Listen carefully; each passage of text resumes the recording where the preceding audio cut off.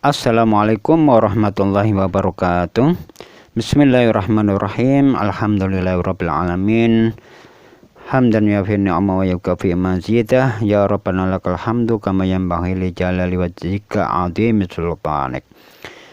Wassalatu wassalamu ala asyrafil anbiya'i wal mursalin sayyidina wa maulana Muhammadin wa ala alihi wa sahbihi ajma'in. Amma ba'd.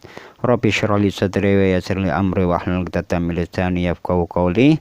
Rabbi zidni 'ilman nafi'a warzuqni fahma. Amin ya rabbal alamin.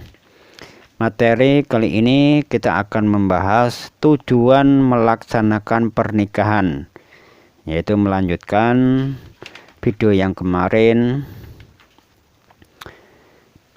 Menikah merupakan salah satu bentuk muamalah dalam Islam. Maka bagi setiap pasangan baiknya melandasi muamalah ini dengan tujuan apa? Dengan tujuan beribadah kepada Allah Subhanahu wa taala. Namun secara umum tujuan pernikahan menurut Islam adalah untuk memenuhi hajat manusia, yaitu laki-laki terhadap wanita, atau sebaliknya dalam rangka mewujudkan rumah tangga yang bahagia sesuai dengan ketentuan agama Islam.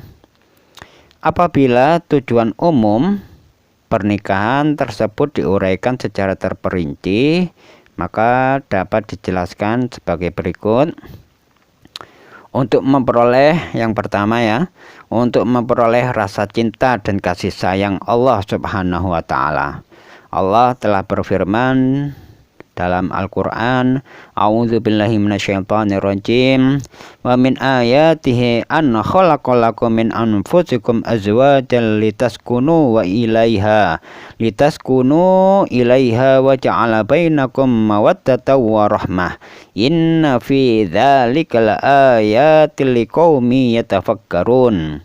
Yang artinya, dan di antara tanda-tanda kekuasaannya ialah Dia menciptakan untukmu istri-istri dari jenismu sendiri, supaya kamu cenderung dan merasa tentram kepadanya, dan dijadikannya di antaramu rasa kasih sayang.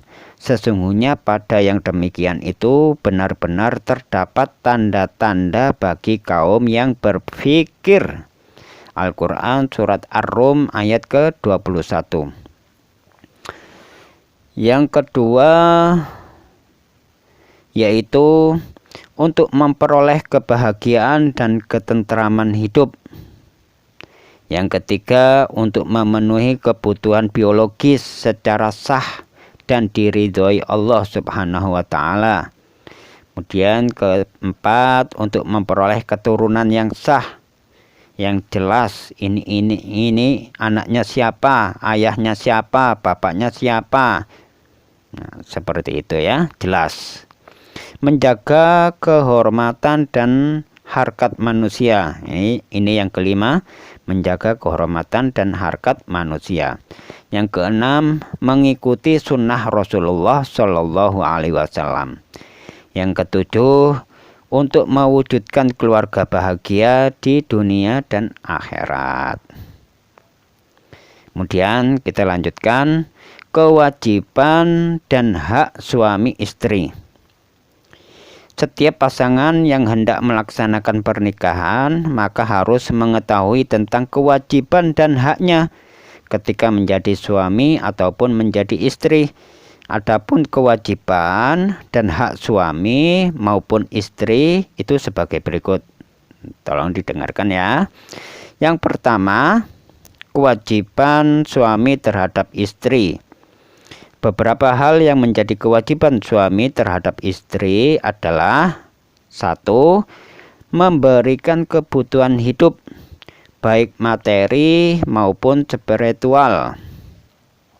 Kedua, melindungi keluarganya dari berbagai ancaman serta memelihara diri dan keluarganya dari perbuatan dosa melanggar syariatnya Allah. Ini kewajiban suami. Yang ketiga, kewajiban suami mengasihi istri sebagaimana tuntunan agama. Kemudian yang keempat, bergaul dengan istri secara ma'ruf, yang baik, yang bagus, yang lemah lembut, ya. Kewajiban yang ketiga sebagai seorang suami yaitu membimbing dan mengarahkan seluruh keluarga ke jalan yang benar. Apa maksudnya ke jalan yang benar? Yaitu ke jalan yang diridhoi oleh Allah Subhanahu wa taala, dengan jalan bertakwa, ya. Mulai dari makannya dari mana, ya, diambilkan rezeki dari mana, mendapatkan uang dari mana, memberikan pakaian dari hasil mana. Nah, itu merupakan jalan yang benar. Kita harus memenuhi kebutuhan keluarga itu dengan jalan yang halal, bukan dengan jalan yang haram seperti korupsi itu, ya gampangane. Kemudian yang terakhir yaitu kewajiban suami terhadap istrinya, yaitu dengan sopan dan hormat kepada orang tua, baik kepada orang tuanya sendiri maupun kepada orang tuanya si perempuan, yaitu kita sebut mertua, bahasa kitanya mertua. Itu kewajiban seorang suami terhadap istri. Kemudian kewajiban istri terhadap suami itu ada beberapa hal yang menjadi kewajiban istri terhadap suami adalah sebagai berikut. Yang pertama, menjaga kehormatan diri dan rumah tangganya. Nah, kehormatan diri dan rumah tangganya dijaga. Jangan terlalu membuka aib-aib suami kita, menunjukkan kekurangan-kekurangan diri ataupun kekurangan-kekurangan dari suami kita. Jangan diumbar, jangan dibicarakan kepada orang lain. Ini merupakan menjaga kehormatan. Kedua, membantu suami dalam mengatur rumah tangga. Jadi si istri itu membantu suami dalam mengatur rumah tangganya. Sebenarnya semua pekerjaan yang ada di dalam rumah maupun di luar rumah itu pekerjaannya suami. Akan tetapi si istri ini dianjurkan untuk membantu suami. Kalau kita dianjurkan membantu suami, maka digolongkan dengan ibadah. Kalau kita mau membantu suami seperti cuci piring, cuci baju, merawat anak, membersihkan rumah, sapu nyapu, ya, ngepel, semuanya itu pekerjaan suami sebenarnya, tapi si istri dianjurkan untuk membantunya agar si istri tadi mendapatkan pahala dari Allah Subhanahu wa taala. Kemudian mendidik, memelihara dan mengajarkan agama kepada anak-anaknya. Kemudian kewajiban istri terhadap suami juga sopan dan hormat. Hormat kepada orang tua, baik kepada orang tuanya sendiri maupun mertuanya. Kemudian berusaha menasehati suami apabila berbuat tidak baik dan sebaliknya.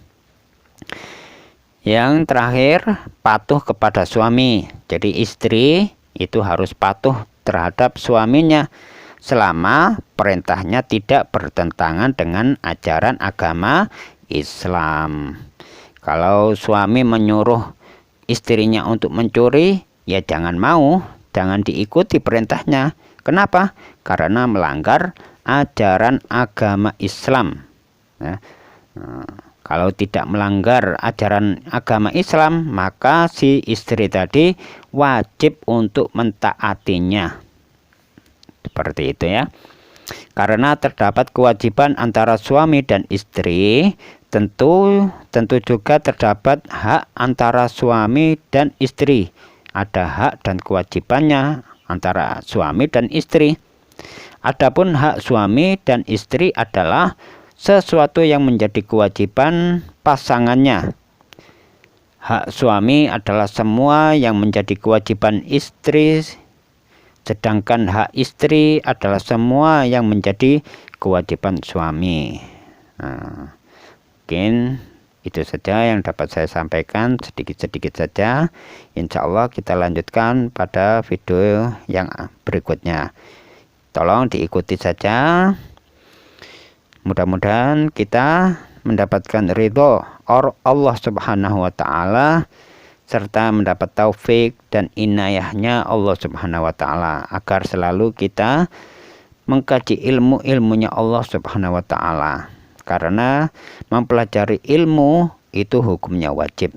Sekian, wabillahi taufik wal hidayah wal inayah. Assalamualaikum warahmatullahi wabarakatuh.